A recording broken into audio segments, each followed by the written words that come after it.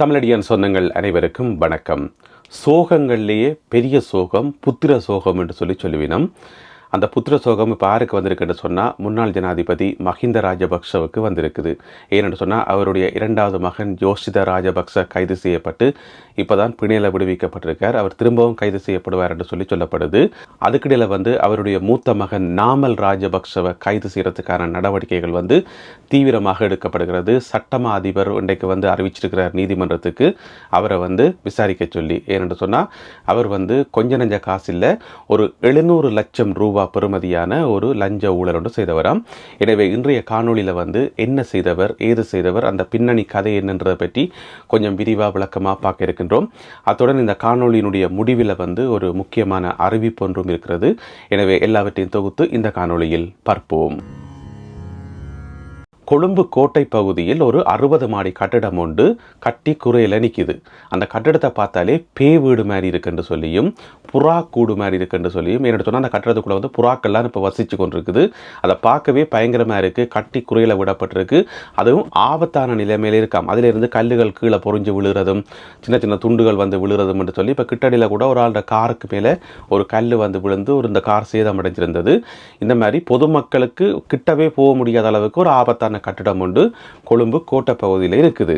அப்போ 60 மாடி கட்டிடம் ஒன்றை கட்டி அதை அறகுறையில் விட்டு அதை இப்படி ஒரு ஆபத்தான நிலைமையில் ஏன் இருக்குன்னு சொன்னால் அதுக்குள்ளே லஞ்ச ஊழல் செய்து அதில் போட வேண்டிய காசு எல்லாத்தையும் எடுத்து பாக்கெட்டுக்குள்ளே வச்சு இந்த மாதிரியான முறைகேடுகள் செய்தபடியாக தான் அந்த கட்டிடம் இப்போ பே வீடு மாதிரி இருக்குது. அதில் மிக முக்கியமாக இன்வால்வ் ஆனது யாருன்னு பார்த்தீங்கன்னு சொன்னால் முன்னாள் ஜனாதிபதி மஹிந்த ராஜபக்சவினுடைய மூத்த மகன் பாராளுமன்ற உறுப்பினர் நாமல் ராஜபக்ச. என்ன நடந்திருக்குன்றதை பற்றி கொஞ்சம் விரிவாக பார்ப்போம். அதாவது இந்தியாவை சேர்ந்த ஒரு ரியல் எஸ்டேட் கம்பெனி, அதாவது கட்டிடங்கள் இந்த வீடுகள் கட்டுற ஒரு கம்பெனி, அவர்களுடைய பேர் கிறிஸ் குரூப் என்று சொல்லி அவங்க என்ன செய்கிறாங்கன்னு சொன்னால் இந்தியாவில் டெல்லியில் கட்டிடங்கள் கட்ட போகிறோம் என்று சொல்லி போட்டு இந்தியாவில் இருக்கிற இன்வெஸ்டர்ஸ் முதலீட்டாளர்கள்ட்ட காசு கலெக்ட் பண்ணிக்கிறாங்க. நிறைய காசு கலெக்ட் பண்ணி டெல்லியில் கட்டிடம் கட்டுறோம் என்று சொல்லி போட்டு அதை டெல்லியில் கட்டாமல் இலங்கையிலையும் வேறு நாடுகளுக்கும் அந்த காசை கொண்டு இங்கே ஒவ்வொரு ப்ரொஜெக்டை ஆரம்பிக்கிறோம் என்று சொல்லி ஆரம்பிச்சிருக்கணும். அப்போ இப்போ கொழும்பு கோட்டை பகுதியில் ஒரு கட்டிடம் ஒன்று கட்டணும், ஒரு ஸ்கொயர், ஒரு சதுக்கம் ஒன்று கட்டணும். அது ஒரு வானளாவிய உயர்ந்த கட்டிடமாம். 60 மாடியில் இப்போ நிப்பாட்டினாலும் அதை விட அதிகமான உயரத்தில் கட்டுறதான் பிளான் அடிப்படையில். அப்போ அதை கட்டுறதுக்கு நிலப்பகுதி வேணும் தானே. கொழும்பு கோட்டை பகுதியில் நிலப்பகுதி ஒன்று எடுக்கிறேன்னு சொன்னால் சாதாரண விஷயமோ இல்லை. அதுவும் 4.3 ஏக்கர் பரப்பளவிலான காணி. அப்போ கொழும்பு கோட்டை பகுதியில் 4.3 ஏக்கர் காணி எடுக்கணும் என்று சொன்னால் கட்டாயம் அரசியல்வாதிகளோட செல்வாக்கு இல்லாமல் எடுக்கவே முடியாது. அதுவும் அரசியல்வாதிகளை காசால குளிப்பாட்டணும். அப்படி குளிப்பாட்டினா தான் அதுக்கான ஒரு அனுமதியை பெற முடியும், இந்த மாதிரி காணிகளை பெற முடியும். எனவே 4.3 ஏக்கர் காணி கொழும்பு கோட்டை பகுதியில் இருந்த கிறிஸ் நிறுவனம் எடுக்கிறதுக்கு நாமல் ராஜபக்ச பின்னணியில் இருந்தார். அவர் லஞ்சம் வாங்கினார், அவருக்கும் இதுக்கு நேரடி தொடர்பு இருக்கு என்று சொல்லி குற்றச்சாட்டு முன்வைக்கப்பட்டு இப்போ அது சம்பந்தமான அறிக்கையெல்லாம் இறுதிப்படுத்தப்பட்டு இப்போ நீதிமன்றத்தில் கொடுக்கப்பட்டிருக்கிறது. எனவே எந்த நேரத்திலும் நாமல் ராஜபக்ச கைது செய்யப்படுவார் என்று சொல்லப்படுகிறது. அதுக்கிடையில் இந்த கிறிஸ் குரூப் நிறுவனம் இருக்குத்தானே, அந்த குரூப்புக்கு இலங்கையில் ஒரு பொறுப்பு அதிகாரி ஒரு ஆள் இருக்குத்தானே வேணும். அவ ஒரு பெண்மணி. அவன் பேர் என்னன்னு பார்த்தீங்கன்னு சொன்னா யானகி ஸ்ரீவர்த்தன. அவ கொஞ்ச காலத்துக்கு முதல் கைது செய்யப்படுறா. அவா ஏன் கைது செய்யப்படுறான்னு சொன்னா அவாக்கு மேலேயும் இந்த மாதிரி லஞ்சம் ஊழல் பல்லாயிரக்கணக்கான கோடி ரூபாய் ஊழல் செய்ததாக அவா மேலே குற்றம் சாட்டப்பட்டு கைது செய்யப்பட்டு விசாரிக்கைக்குள்ள அவா கொடுத்த வாக்குமூலத்திலாம் தெரிய வந்தது இதுக்குள்ள நாமல் ராஜபக்சவினுடைய பேரும் இருக்குன்னு சொல்லி. அதுக்கப்புறம் பார்த்தீங்கன்னு சொன்னால் அவள் யானகி இருக்கிறா தானே, அவாக்கு ஒரு அசிஸ்டன்ட் உதவியாளர் ஒரு ஆள் இருந்தவாம். அவாண்ட பேர் என்னென்னு பார்த்தீங்கன்னு சொன்னால் திலினி பிரியமாலி என்று சொல்லி அவள் அடுத்தவா. அவள் தங்க கட்டிகளை விற்பனை செய்கிறாவாம். கோல்டு பார் என்று சொல்லப்படக்கூடிய தங்க கட்டிகள் விற்பனை செய்தால் எதுக்கு கைது செய்யணும்னு பார்த்தா அவள் வித்தது எதுவுமே ஒழுங்கான தங்கம் இல்லையாம். அதிலே கலப்புகளும் எல்லாம் பொய்யான போலியான தங்க கட்டிகளை விற்று அதில் மாட்டுப்பட்டு அவாவையும் பிடிச்சி விசாரிக்கக்குள்ள அவாவும் நாமல் ராஜபக்சவனுடைய பேரை விசாரணையில் சொல்லியிருக்கா. அப்போ சுற்றி வளைச்சு கூட்டி கழிச்சு பார்க்கக்குள்ள இந்த கட்டிடம், இந்த பே வீடு, இந்த புறாக்கூடு, இந்த இடிஞ்சு பொறிஞ்சு கட்டிடம் எல்லாத்துக்கு பின்னாலேயும் இருக்கிறது நாமல் ராஜபக்ச. என்ன நடந்திருக்கும் என்று சொன்னால் மஹிந்த ராஜபக்ச ஆட்சிக்கு வந்த பிறகு அவற்றை மனசுக்குள்ளே யாரோ பூந்து சொல்லிப்பான் அவரோடக்கு இனிமேலும் இலங்கையில் காலாதி காலத்துக்கு பல நூற்றாண்டுகளுக்கு உங்களுடைய குடும்பம் தான் ஆட்சியில் இருக்கும். ஏன்னு சொன்னால் நீங்கள் 30 வருஷமாக நாட்டில் நடந்த யுத்தத்தை வந்து முடிச்சு வச்சிட்டீங்கள். உங்களை வந்து சிங்கள மக்கள் ஹீரோவாக கொண்டாடினோம். இனிமேலும் அவையின் எல்லா வாக்குகளும் உங்களுக்கு தான். நீங்கள் ஜனாதிபதி, அதுக்கு பிறகு உங்களுடைய தம்பி ஜனாதிபதி, அதுக்கு பிறகு உங்களுடைய மகன்கள் ஜனாதிபதி, இப்படி பல நூற்றாண்டுகளுக்கு வந்து உங்களுடைய குடும்பம் தான் ஜனாதிபதி. ஆகவே செய்யக்கூடிய எல்லா லஞ்ச ஊழலையும் செய்யுங்கோ, நீங்களாம் இருக்க போறீங்க, எல்லாத்தையும் பார்த்து கொள்ளலாம் என்று சொல்லி யாரோ சொல்லிப்பான் ஒருடக்கு. அதை கேட்டு மஹிந்த ராஜபக்ச செய்யாத ஊழல் எல்லாம் செய்து, செய்யாத லஞ்சம் எல்லாம் செய்து இப்போ மாட்டுப்பட்டு போய் நிற்கிறார். அவர் வந்து கனவிலும் நினைச்சிருக்க மாட்டார் இந்த அறகலைய போராட்டம் பெறும், கோத்தாபய ராஜபக்ச வந்து நாட்டை விட்டு கலைப்பாங்கன்னு சொல்லி கனவிலும் நினைச்சிருக்க மாட்டார். அந்த ஒரு துணிச்சலை தான் இவ்வளோ வேலையும் செய்திருப்பினோம் போலடக்கு. என்னென்னா இந்தியாவிலிருந்து வந்த இந்த நிறுவனத்துக்கு தானே கிறிஸ் நிறுவனம், அது வந்து இந்தியாவிலேயே ஏற்கனவே 503 கோடி ரூபாய்க்கு அங்கே ஒரு வழக்கு இருக்காம், அங்கே ஒரு பிரச்சனை ஓடிக்கொண்டிருக்காம். அதை வந்து இந்தியாவினுடைய அமலாக்கல் பிரிவு இடி என்று சொல்றது தானே, அவர்கள் வந்து அதை விசாரித்து கொண்டிருக்கணுமாம். எனவே இந்த கட்டடம் கட்டப்பட்டது, கொழும்பு கோட்டை பகுதியில் இந்த கட்டடம் கட்டப்பட்டது அத்திவாரம் கொங்கிரீட்டால வளமையாக போடுறது, சீமந்தால கொங்கிரீட்டால போடுறது. ஆனால் இந்த கட்டடம் கட்டப்பட்டது, இந்த பேவீடு கட்டப்பட்டதை வந்து லஞ்ச ஊழலை அத்திவாரமாக போட்டுத்தான். அது இந்தியாவில் ஆரம்பித்து இலங்கையிலையும் ஆரம்பித்து அப்படியே சேர்ந்து ஒரு லஞ்ச ஊழலில் கட்டப்பட்ட கட்டடம் தான் இந்த 60 மாடி பேவீடு. அப்போ மஹிந்த ராஜபக்சட்ட போயிட்டு கேட்டிருப்பாங்க போலருக்கு, இந்த மாதிரி கொழும்பு கோட்டை பகுதியில் நாங்கள் ஒரு கட்டடம் ஒன்று கட்ட போகிறோம், எங்களுக்கு காணி வேணும் என்று சொல்லி அதில் ஏதாவது பார்த்துக்கிறது செய்யுங்கன்னு சொல்லி. அப்போ மஹிந்த சொல்லியிருப்பார், நான் ஏற்கனவே நிறைய லஞ்ச ஊழல் செய்து போட்டேன், என்ற பேரில் நிறைய எழுதி கிடக்கு ஏற்கனவே. அவன் என்னுடைய 2வது மகன் ஜோசித்த, அவனும் ஏற்கனவே ரத்மலானில் காணி வேண்டிய ஒரே பிரச்சனை, அதோட தாஜுதீன் கொலை வழக்கண்டு அதிலே மாட்டுப்பட்டிருக்கான். எனக்கு ஒரு மூத்த மகன் இருக்கார் நாமல் என்று, சும்மா ஃப்ரீயாக தான் இருக்கான், நீங்கள் வரமாட்டா அவன் பேரில் எழுதுங்கள் என்று சொல்லியிருப்பார் அவரோடக்கு. அதனால் நாமல் ராஜபக்ச அதுக்குள்ளே வந்து அவர் கொஞ்சம் நெஞ்ச காசு இல்லை, 700 லட்சம் ரூபாய், 700 லட்சம் ரூபாய்க்கு அதில் ஏதோ மோசடி செய்தார் என்று சொல்லி இப்போ எல்லா ஆதாரங்களும் வந்து சமர்ப்பிக்கப்பட்டு நீதிமன்றத்தில் கொடுத்தாச்சு. எந்த நேரமும் அவர் கைது செய்யப்பட்டு விசாரிக்கப்படுவார் என்று சொல்லி சொல்லப்படுது.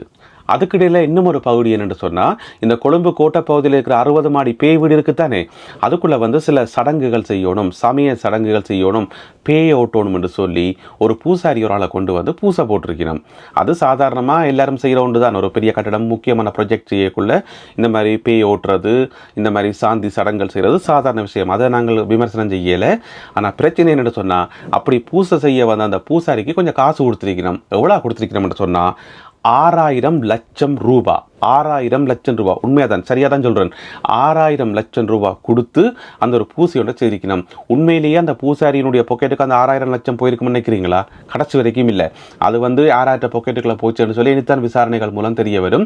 எனவே அப்படியான ஒரு கூத்தும் இடையில நடந்திருக்குது. அப்படியெல்லாம் பூசை செய்தும் கூட இன்ற வரைக்கும் அது பே வீடு மாதிரி தான் இருக்குது. அந்த கட்டிடம் மேலே எழும்புற மாதிரியே தெரியல. எனவே இப்போ என்ன சிச்சுவேஷன் என்று சொன்னால், நாமல் ராஜபக்ச எந்த நேரத்திலும் கைது செய்யப்படலாம் என்றதான் இப்போ சிச்சுவேஷன். இதுக்கிடையில் வந்து நாமல் ராஜபக்ச வந்து அடிக்கடி மேடைகளில் சொன்னபடி, பாராளுமன்றத்தில் சொன்னபடி, நாங்கள் வெளிநாட்டில் காசை பதுக்கி வச்சுக்கிறோம் என்று சொல்கிறீங்களே, தைரியம் இருந்தால் கொண்டு வாங்க வாப்போம் என்று சொல்லி ஜனாதிபதி அனுரகுமார திசாநாயக்காவுக்கு ஒரே சேலஞ்ச் பண்ணபடி, ஒரே சவால் விட்டபடி, அவரே பேசாமல் இருந்தாலும் கூட இவர் விடமாட்டார் போடக்கு ஏதோ ஒரு துணிச்சல்ல, ஏதோ ஒரு தைரியத்தில் வந்து இந்த மாதிரி தொடர்ந்து சவால் விட்டு கொண்டே இருந்தவர். இப்போ பார்த்தா பிரச்சனை வந்து வேற ரூபத்தில் வந்திருக்குது. எனவே அவர் கைது செய்து விசாரிக்கப்படக்குள்ள இன்னும் நிறைய தகவல்கள் தெரிய வரும். சரி, அது ஒரு பக்கம் இருக்கட்டும். இதுக்கிடையில் வந்து ஜனாதிபதி அனுரகுமார திசாநாயக்க அவர்கள் ஆட்சிக்கு வரக்கம் சொன்னவர் தானே, திருடர்களை பிடிக்க போறோம் என்று சொல்லி. அதுபுறம் பார்த்தீங்கன்னு சொன்னால், ஜனாதிபதி ஆனா பிறகு ஒரு மாதம் 1.5 மாதம் ஒரு சத்தத்தையும் காணல, அது மாதிரியான எந்த விதமான நடவடிக்கையும் எடுக்கல. அதுக்கிடையில் வந்து பொது தேர்தலும் வந்தது தானே, அதில் வந்து பிஸி ஆயிட்டோம். அப்போ அதுக்கிடையில் வந்து ஜனாதிபதி அனுரகுமார திசாநாயக்காவை பார்த்து அடிக்கடி கேட்டபடி சில பேர், என்ன திருடர்களை பிடிக்க போறோம் சொன்னீங்க, ஒரு சத்தத்தையுமே காணல, பேசாமல் இருக்கிறீங்க என்று சொல்லி அவரை போட்டு நோண்டினது. அதுக்கு ஒரு மேடையில் வந்து ஜனாதிபதி அனுரகுமார திசாநாயக்கா பதில் சொன்னவர் என்னென்னு சொன்னால், திருடர்களை பிடிங்கோன்னு சொல்கிறீங்க, பிறகு நான் பிடிக்க ஆரம்பித்தா பிறகு இங்கே யாரும் அழக்கூடான்னு சொல்லி இப்படியே சொன்னவர். இதே வசனம், நான் பிடிக்க ஆரம்பித்தா பிறகு இங்கே யாரும் அழக்கூடான்னு சொல்லி. இப்போ பார்த்தா திருடர்களை பிடிக்கிற வேலை வந்து கனகச்சிதமாக ஆரம்பிக்கப்பட்டிருக்குது. இப்போ வந்து கொஞ்சம் பேர் அழ ஆரம்பிச்சிருக்கிறோம். இது வந்து அரசியல் பழிவாங்கல் என்று சொல்லி. இது அரசியல் பழிவாங்கலா? சாதாரண பொதுமக்களுக்கே தெரியும் இது அரசியல் பழிவாங்கலே இல்லை. ஏன்னு சொன்னால் எல்லா ஆதாரங்களும் இருக்குது, சகல ஆதாரங்களும் இருக்குது. நீங்கள் லஞ்ச ஊழல் செய்தது, மோசடிகள் செய்ததுக்குரிய சகல ஆதாரங்களும் இருக்குது. அதை வச்சு கொண்டு உங்கள் மேலே விசாரணை நடவடிக்கை எடுக்கும்போது அது எப்படி அரசியல் பழிவாங்கலாக இருக்க முடியும்? அப்போ இந்த லஞ்ச ஊழலில் சிக்கப்பட்ட ஒரு சாதாரண குடிமகன், சாதாரண ஒரு ஆளை வந்து போலீஸ் கைது செய்யக்குள்ள அப்போ அவையில் சொல்லலாமா இது அரசியல் பழிவாங்கல் என்று? சொல்ல முடியாது. அப்போ நீங்கள் அரசியல்வாதிகள் என்றபடியா சும்மா சுலபமாக சொல்கிறீங்க இது அரசியல் பழிவாங்கல் என்று சொல்லி. ஆனால் நல்லா யோசிச்சு பார்த்தோம் சொன்னால் இது அரசியல் பழிவாங்கல் கிடையாது. இதுக்குரிய சகல ஆதாரங்களும் இருக்குது. எனவே முன்னாள் ஜனாதிபதி மஹிந்த ராஜபக்சவின் புத்திர சோகம் இப்போதைக்கு குறையிற மாதிரி தெரியல, வேற வழியே இல்லை, உப்பு திண்டா தண்ணி குடிச்சே ஆகணும். அடுத்ததாக ஒரு முக்கியமான அறிவிப்பு, மேக் யுவர் மார்க்கெட் என்று சொல்லி ஒரு யூடியூப் சேனல். அது என்ன மேக் யுவர் மார்க்கெட் என்று சொன்னால், உங்களுடைய மார்க்கெட், உங்களுடைய மரியாதை, உங்களுடைய பொருளாதார வளம் எல்லாத்தையும் மேம்படுத்துகிற மாதிரி, உங்களுடைய வாழ்க்கையை அடுத்த கட்டம் நோக்கி நகர்த்துகிற மாதிரியான ஒரு யூடியூப் சேனல். அதில் முழுக்க முழுக்க எப்படி பொருளாதார ரீதியாக முன்னேறது, எப்படி வாழ்க்கையில் அடுத்த கட்டம் நோக்கி போகிறது, இந்த மாதிரி முழுக்க முழுக்க பொருளாதாரம் சார்ந்து நாங்கள் எப்படி எங்களை வளப்படுத்தி கொள்ளலாம், இந்த சப்ஜெக்ட் தான் அங்கே பேசப்படும். அங்கே அரசியல் கிடையாது, முழுக்க முழுக்க பொருளாதாரம். அப்படியான ஒரு யூடியூப் சேனல் புதுசாக நான் ஆரம்பிச்சிருக்கிறேன். அதனுடைய முதலாவது வீடியோ அறிமுக காணொளி நேற்று போட்டிருக்கிறேன். அந்த காணொளியினுடைய இணைப்பு கீழே முதலாவது கமெண்டில் போட்டு பின் பண்ணி விடுறேன். அதற்காக போய் பாருங்க. அந்த சேனலை பார்த்தீங்கன்னு சொன்னால் உங்களுக்கு ஒரு ஐடியா கிடைக்கும், உங்களுக்கு ஒரு உற்சாகம் பிறக்கும், உங்களுக்கு ஒரு உத்வேகம் ஒன்று பிறக்கும். நாங்களும் வாழ்க்கையில் வெற்றி பெறணும், நிறைய பணம் சம்பாதிக்கணும், எங்களுடைய வாழ்க்கை ஒரு நல்ல நிலைமைக்கு போகணும் என்ற ஒரு எண்ணம் உங்களுக்குள்ள வரும். இந்த அரசியல்வாதிகள் மாதிரி லஞ்ச ஊழல் செய்து குறுக்கால பணத்தை உழைச்சு கொஞ்ச காலத்தில் அதிக பணத்தை உழைச்சிட்டு அப்புறம் காலம் முழுக்க நிம்மதி இல்லாமல் பேர் கட்டு, மானங்கட்டு, மரியாதை கட்டு, இந்த மாதிரியெல்லாம் நாங்கள் இருக்கக்கூடாது. நாங்கள் நியாயமான முறையில், சரியான முறையில், அதுக்கு நிறைய வழிகள் இருக்குது. அந்த நிறைய வழிகளை பின்பற்றி எப்படி வாழ்க்கையில் முன்னேறலாம்ன்றது சம்மந்தமாக தான் அந்த சேனலில் முழுக்க முழுக்க பொருளாதாரம், ஃபினான்ஸ், இதுதான் நாங்கள் சப்ஜெக்ட். அதனால தான் மேக் யுவர் மார்க்கெட் என்று சொல்லி அதுக்கு பேர் வச்சுக்கிறேன். எனவே அந்த காணொலியை போய் பாருங்கோ, உங்களுக்கு பிடிக்கும்னு நினைக்கிறேன். பிடிச்சிருந்தா அந்த சேனலை சப்ஸ்கிரைப் பண்ணி உங்களுடைய ஆதரவை தாங்கோ. நாங்கள் எல்லாருமே சேர்ந்து வாழ்க்கையில் முன்னேறணும், எல்லாரும் நல்லா இருக்கணும்ன்றதான் எனக்கு விருப்பம். எங்களுடைய இளைஞர்கள் சரியான பொருளாதார ஒரு சிந்தனை இல்லாமல் பிழையான பாதைகளில், போதைகளின் பாதையில் போகிறது எல்லாமே எங்கள் எல்லாருக்குமே கவலையான விஷயம் என்ன. எனவே இப்படியான ஒரு சேனலை, அதில் வர விஷயங்களை பார்க்கக்குள்ள அவர்கள் தங்களை மாற்றிக்கொள்ளக்கூடும், அவர்கள் வாழ்க்கையில் முன்னேறத்துக்கு ஏதாவது ஒரு வகையில் அது உதவியாக இருக்கும். எனவே மேக் யுவர் மார்க்கெட் என்கிற அந்த சேனலை உங்களுக்கு நேரம் இருக்க போய் பாருங்க, முடிஞ்சால் சப்ஸ்கிரைப் பண்ணுங்க. உங்களுடைய ஆதரவையும் ஒத்துழைப்பையும் அதுக்கு தாருங்கள். நாங்கள் எல்லோரும் சேர்ந்து வாழ்க்கையில் முன்னேறுவோம். மீண்டும் மற்றும் ஒரு காணொளியில் உங்களை சந்திக்கின்றேன். அதுவரை நன்றி, வணக்கம்.